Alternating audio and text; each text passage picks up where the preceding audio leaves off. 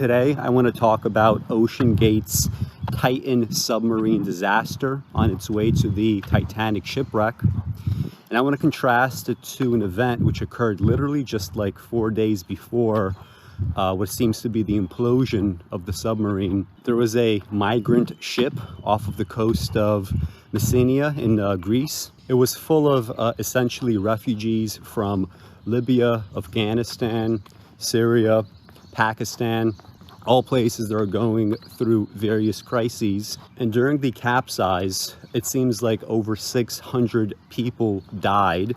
There was, of course, a very wide disparity between the coverage of that versus the coverage that we saw of the, I guess just routinely it's being called the Titanic submarine. And I want to talk about some of the reasons as to why that would be.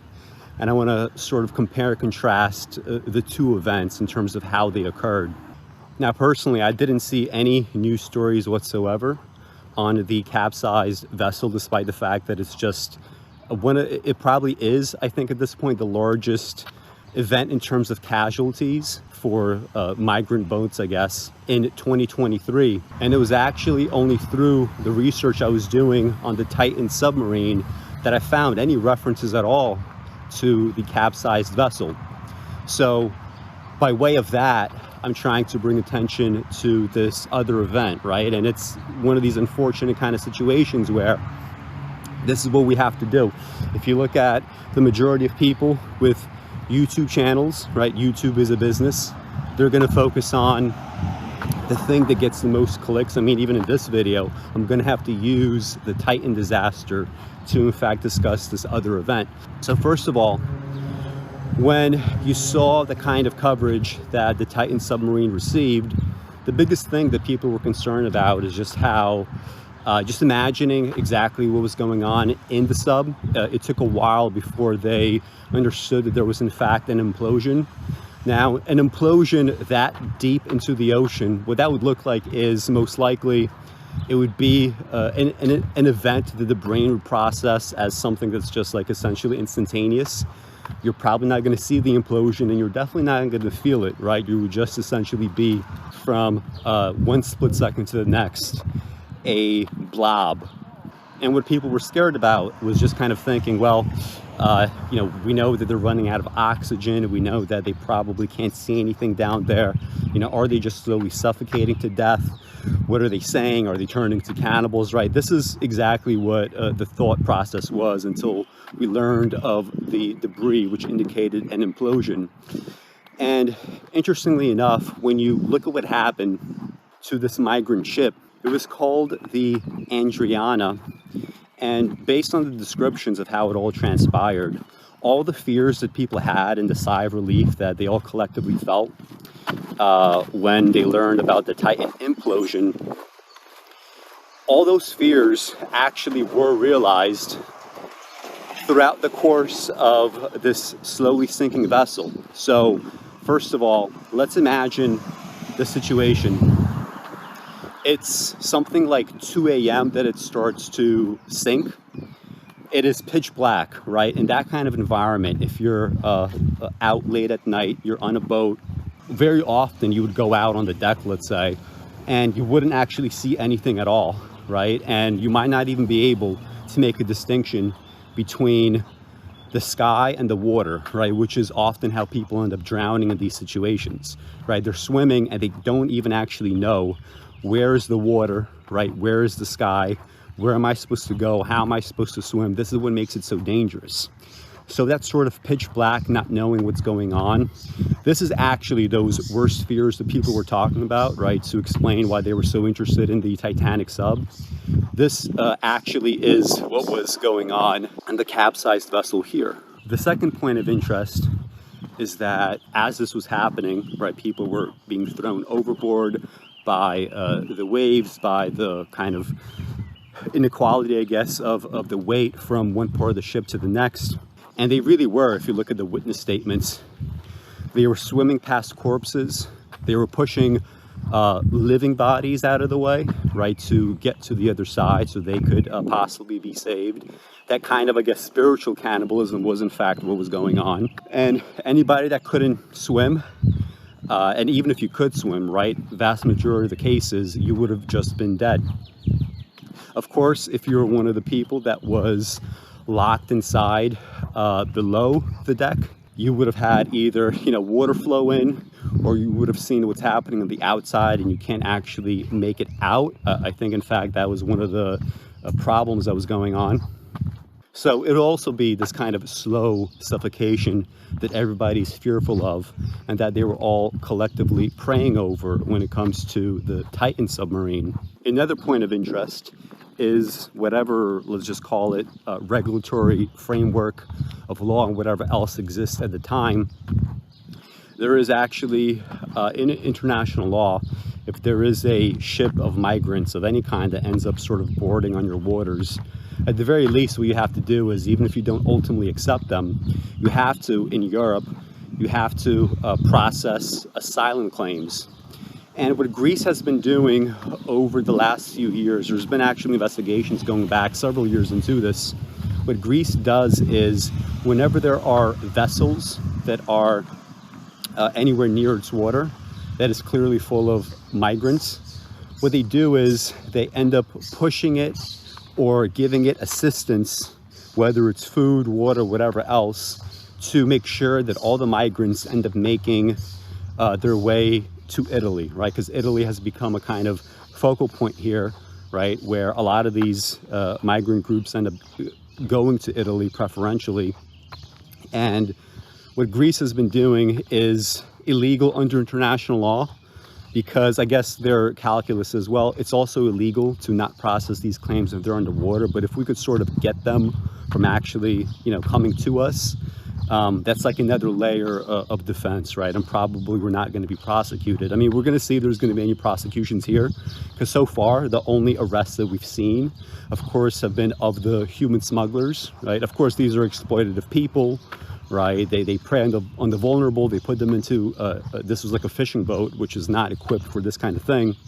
So of course they are pieces of shit. At the same time, it is fascinating that so far nobody in Greece has been charged with anything, despite we have so many witness statements, right? It seems at the very least you need to bring people into questioning. I know they have a sort of like official investigation that has just started, but I get the feeling that they're not going to find really what they need to find, right? It's kind of like when the Israeli Defense Forces routinely investigates themselves and come away to the conclusion that, yeah, we didn't actually do anything wrong. But at any rate, you would think that an event like this, which depending on the sources that you look at, it's anywhere from something like 300 to 400 casualties, up to, it seems like, over 600 casualties.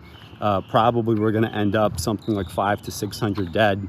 You would think in a situation with such a huge body count, it would get, serious attention in the media, but it did not. Now, a lot of people, when they talk about that, they get very uncomfortable because, they don't personally want to be called racist. They don't want to be told personally that they don't care about this or they don't care about that. They don't want to be told that they have a very limited set of like in-group, out-group preferences. So when I think about something like this, right, and discussing things like racist coverage, the way that I would discuss it is simply along the lines of, well, look, these are people that over a long period of time, even if you have no personal animus towards them, right? I don't think, most Americans, for instance, have any personal animus towards, some random group from Libya or Afghanistan or whatever. But you've been told over and over again in the media that this is just how things are, right, for people around the world, right? People in Afghanistan, they just have to suffer, right, casualties, whether it's from American bombing campaigns or whether it's due to the Taliban, whether it's like some other situation that's ongoing, right? They have to suffer, right? Syrians, they're simply people that suffer. Africans, they are people that simply suffer, right? This is their life. If you recall the early coverage of Russia-Ukraine back in February 2022, you had all these white journalists from Europe. They were totally flipping out, saying things like, we've seen these images everywhere. We've seen them in Africa. We've seen them in the Middle East. But a white European country, right, saying as if it's especially troubling that it's happening to a white European country. And this is just simply the images that you're ingrained with, right? Not that you're necessarily hostile to anyone, but just like with the homeless that you might see, right? People, they tune the homeless out in the same way that they tune out, South American laborers. If you live in New York City, they're just this kind of like group of people that just kind of come and go. They seem to be working hard, but you don't speak their language. They don't interact with too many outside their community. They're fearful of, if they're here, for example, without papers, or fearful of being deported. So these are just groups that you are attuned to ignore. And I mean, there's a reason why this happens. On some level, you have to get people to believe that this is all random circumstances, don't you? Right? You have to get people to believe, for instance, that, okay, we have Libyan refugees, but we're not personally responsible for them, right?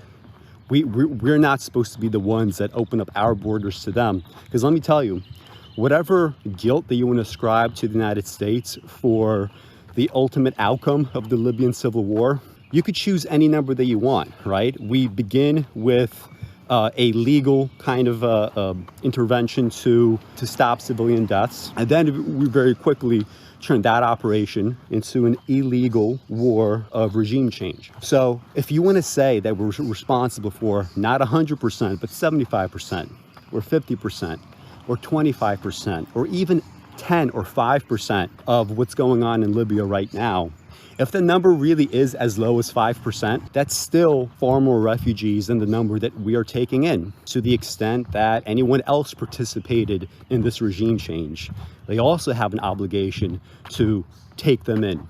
But we barely took any refugees from Afghanistan. We barely took any refugees from Libya. We've barely taken in any Syrians. And when we do take anybody in, it is simply a nominal number that exists to at least, paint the picture that, well, we are doing just something. And even if it is the bare minimum standard, we could point to it, right? So there is some number, I guess, collectively in these people's heads. And once you hit it, that's enough. You're not responsible for anything else whatsoever. You are supposed to view these people as essentially invisible. And again, it does not have to be due to hostility, due to any kind of animus. It could be as simple as you're never around them, they are foreigners, and essentially that's that. But there is, of course, a kind of inherent political policy behind it all, right? There is a kind of a foreign policy calculation there that ultimately, because it's a very big, macro top-down kind of a thing that's going on, right? When you talk about anything like foreign policy, and these very big decisions, they end up having major consequences, and sometimes these consequences look like war. Sometimes these consequences look like, 10 years later, 15 years later, you have a capsized boat. And it's actually been kind of fascinating to watch. I was listening to various leaders from the EU. Greece is going back and forth with people. You have various representatives from the EU that are, first of all, they're beginning the conversation with the first thing that we have to do, and we have to make clear, is we have to punish the human smugglers, which is okay, I understand, right? They are essentially the equivalent of street thugs, right? You don't want to tolerate that, right? It's not a good thing when street thugs get control of, a focal point for just kind of human mobility from one place to another. I understand all that. But the only way to really make sure that these people don't exist is you have to actually help correct the problems that are causing this in the first place.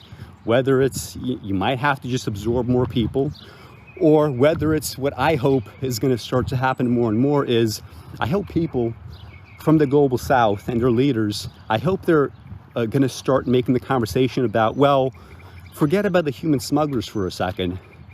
Why should we even have refugees to begin with? Why shouldn't we have the same kind of resiliency as any, Western developed country, right? I hope the conversation goes to that. But before that happens, you have to really be careful in terms of ascribing immediate blame versus understanding the long-term root causes, right? People are very often, what they want to do is, because it's comforting to do so, They want to focus specifically on the most proximal causes of an event, right? Because they want blame. They want to feel like they understand why something is happening. Or they want to also feel like they could sort of correct it, right? There's this kind of weird mentality. If you listen to some of these speeches from the EU right now on this topic, there's this kind of strange mentality where really the issue is human smugglers and not all these other long-term factors that have been bubbling for, honestly, centuries at this point, but especially have accelerated in different respects over the last few decades. But even these proximal causes aren't really treated in a way that makes any kind of sense, right? In a way that's in any way consistent. So you could obviously blame human smugglers for this event, right? It's a bunch of people that should not be on this ship, specifically this kind of ship. All that is true. At the same time, Greece should not be in a position where they are essentially towing these boats. If you look at the witness statements now, a bunch of people have come out and they said, look, you know, this isn't a fun trip. This wasn't good. You know, we were thirsty. We were hungry. When food was passed around, that created problems because there was different situations throughout the day where Greece, as well as sort of like national vessels, were giving out water as well as food. And anytime that would happen, you know, people would fight over the food. They would fight over the water. That would cause tension on the boat. People would move from one side of the boat to the other. That almost created a kind of a capsize event before that. But when you look at the witness statements, they said if Greece had not tried to essentially tow us, this would have never happened. And given there's already been actually a couple of investigations that I've been sort of following where it seems to be at the very least that in terms of proximal causes, Greece is at least partly responsible for this.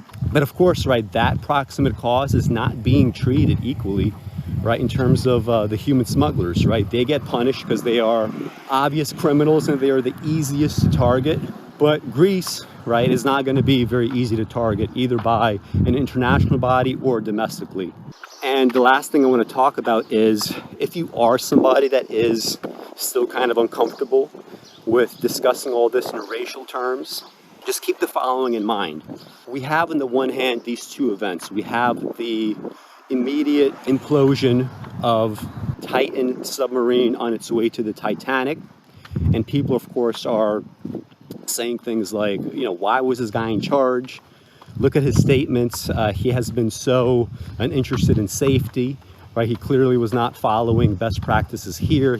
Some engineers that have looked at the construction, they said, oh, if I would have known about this construction, I would personally never, ever get into a boat like this. And they gave some reasons. So there was definitely faulty construction there. And since that's part of the conversation now, my guess is that going forward, the number of submarine deaths of this sort, right, just kind of like explorers going out there into these like ramshackle vessels that are kind of like put together by groups that like they have absolutely no business, right, bringing people on these sort of escapades, right? The fact that they had them sign these waivers, and it was like you'd read the waiver form and it would have details like these are all experimental vessels. If you're going in here, right, you waive all rights to have, you know, your family or whatever pursue any kind of charges or any kind of lawsuits if, you know, something goes wrong. Since we know that this occurred and people, you know, did not like this and they were all, you know, collectively paying attention to it, my guess is that going forward, we're going to have stricter standards about this sort of stuff, and we will have fewer people making totally irrational and stupid calculations like this. At the same time, when you look at what's happening with the capsized migrant vessel, that's not going to be less and less of that. In fact, it's going to be going up. So as the number of ramshackle submarine deaths go down, the number of migrant boat disasters are simply going to keep going up. In fact, if you look at 2023, 2022, 2021, every single year, you have not just one, but multiple events just like this. Now, this happened to be a number of casualties that is substantially higher. But even in 2023, there was an event which killed something like 94 people. That number is not going to change, right? There's no reason for it to change. No one is going to start really now saying, okay, let's open up our borders and bring more of these people in a way that's safe. Greece might be a bit more circumspect about what it does. Maybe it's not going to actually pull boats aside. But when it could get away with it, such as, offering assistance so it can continue on the trip to Italy. And by the way, the reason why that happens is one of the most dangerous ways to cross the ocean is actually from Libya into Italy. That is actually the most dangerous crossing in the world. So if you think about it, if this ship ends up like somewhere in Greece and they're saying, let's feed you, let's clothe you, let's give you water so you could go on your merry way, that's actually going to be a problem, won't it? Right? Because you are just kind of accelerating the possibility of death. So I don't really see anything in the pipeline right now that would allow the number of those deaths to go down. So just keep that in mind, right? Again, if you're uncomfortable racializing this, just think about those basic facts. Forget about the fact that you have no personal animus towards anybody. This thing that is generally a white person activity, going deep, deep, deep, deep into the ocean to explore shipwrecks in a ramshackle submarine, that is, without a doubt, a white activity. This other activity is overwhelmingly a non-white activity. It is an activity for Libyans. It is an activity for those from Afghanistan. So, by definition, the lives are going to be consumed in this are just they're gonna look a certain way, right? They're gonna slant towards a certain socioeconomic and racial direction. I mean, maybe at the very least, right, what you could expect here is that if Greece is going to come across a vessel like this, maybe it won't tug it. Maybe it won't personally cause an event like this. But this is about, as far that I can imagine any of this going. Right, I don't have much else to say about all this. I will be recording another video today. Hopefully that's going to be up maybe Sunday morning. And basically right now we have a coup that is ongoing in the western part of Russia. You have a private military contractor who has been becoming actually very powerful. I was very alarmed just hearing about this in the same way that if you look at, for instance, what's going on in South Africa, or you look at this trend towards privatization of things that really should not be privatized, at least not to this kind of extent that they get privatized. I would put Wagner in the same category. You saw all these Russian nationalists who were constantly cheerleading these guys, and here I am on the other hand, like, all right, if you're a Russian nationalist, shouldn't you be alarmed that essentially an oligarch is accruing an army with 50,000 people, right? So I'm going to do some more research on this. I was doing a bunch of reading this morning, and hopefully I'll have something for you guys about that pretty soon. So thank you guys for watching. Remember, like, subscribe, and we'll see you again soon.